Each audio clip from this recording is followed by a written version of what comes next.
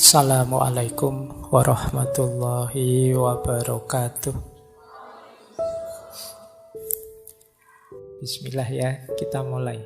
Saya awali dari makna-makna.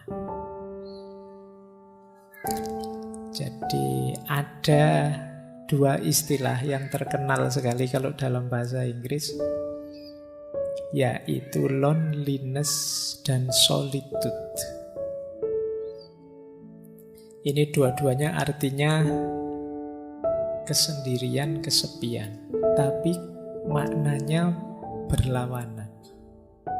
Jadi loneliness itu kesannya agak negatif, kalau solitude itu positif. Jadi sendiri yang positif dan sendiri yang negatif. Sendiri yang negatif itu kita menyebutnya kesepian. Kalau sendiri dan kita kesepian itu kan tersiksa. Kesepian itu di situ saya tulis bagian dari yang kita rasakan saat sendiri. Ada loh orang yang sendiri tapi tidak kesepian. Biasanya memang dia senangnya sendiri. Makanya saya sebut itu di situ ada istilah menyendiri.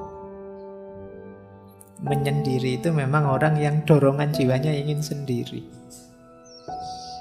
Jadi ada loneliness, ada solitude. Itu saya ambil dari Paul Tillich, teolog filosof. Dalam bukunya The Eternal Now. Jadi apakah kesendirian itu menyakitkan, Pak? Kalau loneliness iya, tapi kalau solitude tidak. Nanti kita akan paham bedanya apa. Jadi kalau pakai istilah bahasa Inggris ya, ada alone, ada lonely, ada solitude. Alone itu sendiri. Sendiri itu fakta.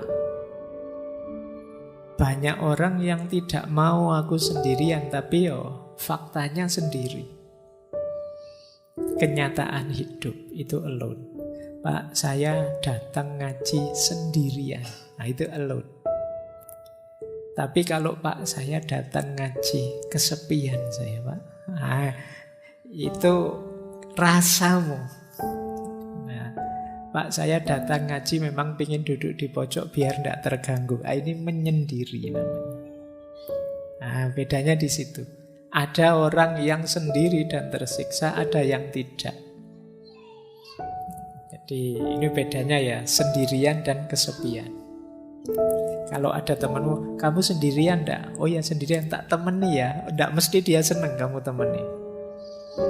Karena kalau dia pas sendirian dan dia sukanya memang sendirian, kamu datang dan menemani, itu dia terganggu. Alah, kamu malah menemani, ini makanan mesti jatahnya harus dibagi. Nah, iya, mesti setelah ini minta hotspot mesti. Setelah ini, iya kan? Nah, kamu malah ganggu. Wong dia sendirian nyaman kok, kamu malah datang pengen menemani. Kecuali dia kesepian aku. Nah, butuh teman, itu baru kamu hadir menemani. Jadi ini kalian harus paham istilah-istilah dan situasi ya. Jadi orang yang sendiri itu tidak mesti kesepian. Karena memang kadang-kadang ada orang yang memang berupaya menyendiri. Jadi mungkin ngaji misalnya pengennya di pojok-pojok di luar-luar sana. Ngapain kok pengen menyendiri? Rokok saya tinggal separuh, Pak. Kalau gak mojok nanti duduk banyak teman habis. Nah, jadi tidak selalu orang itu tidak suka dengan kesendirian. Ada juga yang memang mencari kesendirian. Ya dalam situasi tertentu nanti ada banyak sekali situasi-situasi yang perlu kita dalami. Nah, ini menarik. Ada orang yang punya dorongan jiwa atau kecenderungan jiwa untuk lebih suka sendirian. Kita menyebut orang semacam ini namanya orang-orang introvert. dia lebih nyaman, lebih bisa menikmati hidup dalam kesendirian. Jadi ini mengingat tadi ya, ada solitude, ada lonely. Orang-orang yang jenis ini itu justru lebih nyaman dalam kesendirian. Kalau kita gelisah kalau sendiri, orang-orang semacam ini itu lebih senang sendiri. Hadirnya yang lain itu merepotkan saja. Nah, kita lihat ya, saya tidak tahu teman-teman ada di sini apa enggak. Saya menyimpulkan secara umum saja dari berbagai sumber. Coba dicek ya, teman-teman masuk introvert apa enggak. Ini dulu pernah kita bahas agak panjang di sesi psikologi, saya lupa itu. Yang pertama begini, kalau teman-teman merasa berinteraksi dengan orang itu capek, lelah saya Pak melayani teman-teman itu, nah itu kemungkinan kita ada indikasi ke sana. Karena orang yang ekstrovert itu senang, gembira. Mungkin capek tapi dia bisa menikmati. Tapi orang-orang yang jenis introvert ini, dia merasa, alah, berjam-jam saya harus melayani tamu sebanyak ini, bikin capek saja. Nah itu teman-teman kok enggak pulang-pulang toh, yos. Saya mau tidur, saya segera ingin main game, saya segera ingin main itu. Nah, itu kemungkinan introvert. Yang kedua, circle-nya kecil. Orang-orang yang senang sendirian itu biasanya ya circle-nya tidak banyak, temannya 1, 2, 3 dan hanya itu saja. Lebih suka menghabiskan waktu sendirian. Orang semacam ini self healing terbaik menurut dia ya di rumah, di kamar. Kalian kan sering ngajak, yuk healing, yuk jalan-jalan. Healing itu kan selama ini kita mengartikan kemana tuh kayak jalan-jalan kayak. Tapi bagi orang ini healing terbaik itu ya di kamar. Jadi begitu masuk kamar itu disitulah surganya. Nah kalau ada yang seperti ini mungkin kalian ada jiwanya agak introvert. Jadi lebih senang di kamar saja. Kemudian tidak suka lingkungan yang berisik. Kalau ada rame-rame dia, alah apa sih itu, tidak senang dia. Dan lebih tertarik dengan aktivitas-aktivitas sendirian. Nah ini indikasinya. Implikasinya kadang-kadang wong karena orang-orang introvert ini juga kan pasti bergaul meskipun tidak intensif. Seringkali orang ini, apakah teman-teman pernah merasakan ini saya tidak tahu, biasanya lebih suka berharap orang lain mengerti dirinya tanpa harus dia capek-capek menjelaskan. Jadi dia pingin, oh ya temanku itu ngertilah aku. Jadi kok aku diajak jalan-jalan terus toh, ya aku itu pinginnya di kamar. Mau tak tolak itu ndak enak, mau tak ikuti kok ndak cocok dengan seleraku. Mbok yo ngerti yo teman-teman itu. Dia memendam rasa ingin dimengerti. Jadi kalau teman-teman yang hadir malam hari ini sering merasa begitu, orang-orang kok ndak paham-paham sih mauku ya, kok ndak ngerti apa yang aku inginkan ya, itu mungkin ada gejala-gejala ke sana. Agak introvert. Saya tidak ngomong jelek ya. Introvert, ekstrovert itu bukan urusan baik buruk atau dosa atau pahala dan siksa, tidak ada itunya. Ini gaya kepribadian saja. Jadi kalau teman-teman merasa capek dengan hadirnya orang lain, merasa orang itu tidak ada yang paham diriku, nah itu kemungkinan gaya hidup kita gaya introvert ini. Kemudian seringkali mikirnya terlalu lama ketika ingin memutuskan sesuatu. Termasuk ada istilah silent treatment. Jadi coba saya misalnya punya teman ingin menjauh dulu sementara, biar tidak terlalu terpengaruh tapi lama-lama terus jadi tidak akrab lagi sama temannya. Itu ada yang jenisnya seperti ini. Diajak sangat akrab tidak mau, diajak terlalu intim tidak nyaman dia. Ketemu ya say hello, hai ada apa kabar, sudah makan belum, sudah selesai pulang. Jadi tidak detail-detail sampai akrab sampai gimana, dia tidak nyaman dengan itu.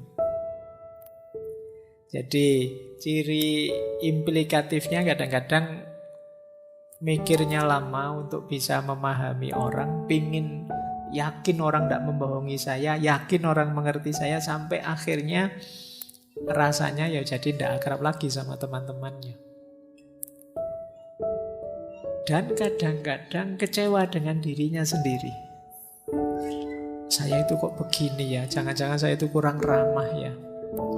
Jangan-jangan saya itu orangnya tidak enak diajak ngobrol ya, jangan. Itu sering kecewa, menyalahkan dirinya sendiri. Ini cirinya orang introvert. Kemudian kadang-kadang juga ekspektasinya tinggi pada orang lain. Akhirnya kecewa. Membayangkan temannya bisa memberikan apa, berbagi apa, memberikan apa. Tapi kemudian tidak seperti yang dibayangkan.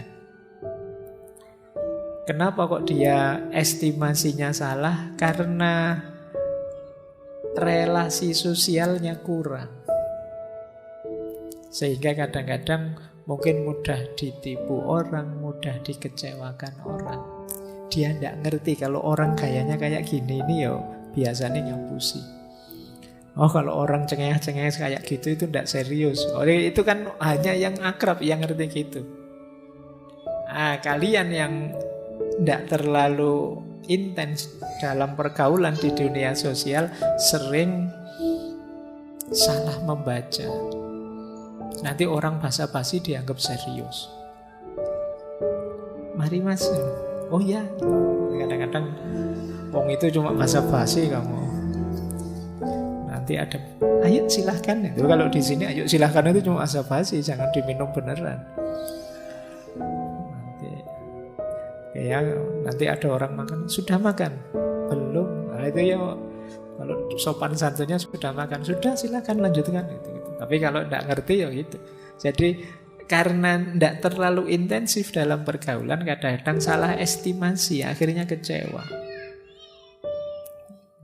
Ya mbok sekali-sekali mampir, itu basa-basi, kamu mampir beneran. Harus hati-hati karena pergaulan sosial ya punya rumusnya sendiri-sendiri. Ya. Termasuk juga sering tidak enakan. Waduh, jangan-jangan teman saya marah ini. Waduh, sering tidak enakan.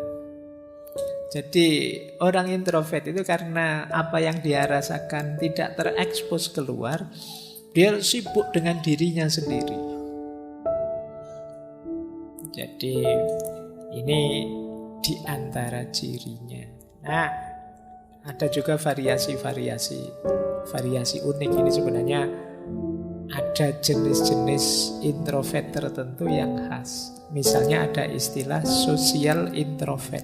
Social introvert itu bukan berarti orangnya tidak bergaul, tapi circle-nya sangat kecil.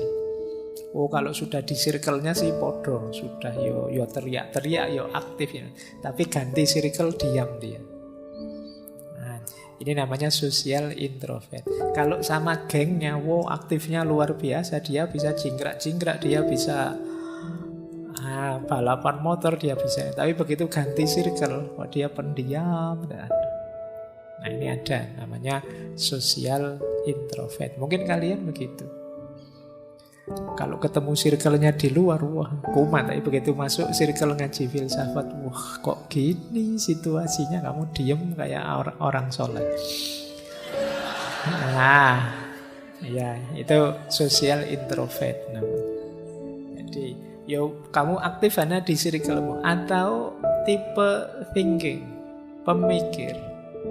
Berbaur sih bareng sama teman, tapi kalau sudah berbaur diam saja mikir, kadang duduk di pojok sambil menganalisis, sambil itu namanya thinking introvert. Tidak bisa diajak ngomong santai, guyon-guyon, pokoknya dia mikir, menganalisis sekelilingnya. ternyata kalau di kafe ini, ya itu mikir, apa yang dilakukan anak-anak muda ini ya, masa depan bangsa gimana ya kalau anak-anak itu. Jadi yang lain ngobrol sepak bola, ngobrol K-pop, ngobrol apa, dia mikir masa depan bangsa. Nah itu akhirnya dia diem terus mikir, ya Allah ini nanti di akhirat gimana kalau ditanya malaikat ini, ya mikir. Nah, itu tipe thinking introvert. Ada yang jenisnya anxious. Anxious introvert itu orang yang cemas terus. Ya berinteraksi dia, tapi setelah berinteraksi terus dia bingung, aku tadi salah ngomong enggak ya? Teman-teman cocok enggak ya dengan gayaku? Komentar apa ya kira-kira teman-teman tentang yang saya lakukan tadi? Ini anxious, kamu tiap hari khawatir dengan itu. Jadi ini kalau menurut gengku aku kayak gini, ini cocok enggak ya? Sesuai enggak ya? Nah, ini namanya anxious. Kamu khawatir terus, khawatir salah, khawatir keliru, khawatir menyakiti, khawatir. Sehingga kecenderungannya kamu terus lama-lama jadi sulit aktif. Atau ada orang tertentu yang restrained. Restrained introvert itu yang tertutup sih sebenarnya. Ya seperti orang introvert biasa. Tapi lama-lama kalau sudah cair, oh itu dia sudah bisa terbuka, mungkin ngalah-ngalahi yang ekstrovert. Jadi awal datang itu pendiam, nggak ngomong. Besok ketemu masih diem. Hari ketiga, wah cerewetnya ngalah-ngalahi. Nah, itu restrained introvert. Baik, ini tipe-tipe orang yang bisa menikmati kesendirian. Mereka lebih nyaman kalau tidak bersama orang lain. Jadi orang lain mungkin bagi dia sifatnya mengganggu saja atau sekedar kewajiban sosial, kewajiban budaya, kewajiban agama. Tapi bagi dia lebih nyaman kalau tidak ketemu saja, nyusahi saja kalau ada orang lain itu. Nah itu bisa begitu. Kalau bahasanya Sartre itu mungkin hell is other people. Orang lain itu neraka bagiku. Tadi tidak ada orang lain, santai-santai. Begitu datang 5 teman ke kamar kos, sudah nge-lag sudah sinyalnya. Ini gara-gara ada mereka ini. Jadi ini gambaran tadi ya. Ada orang yang kesendirian itu memang dorongan jiwanya.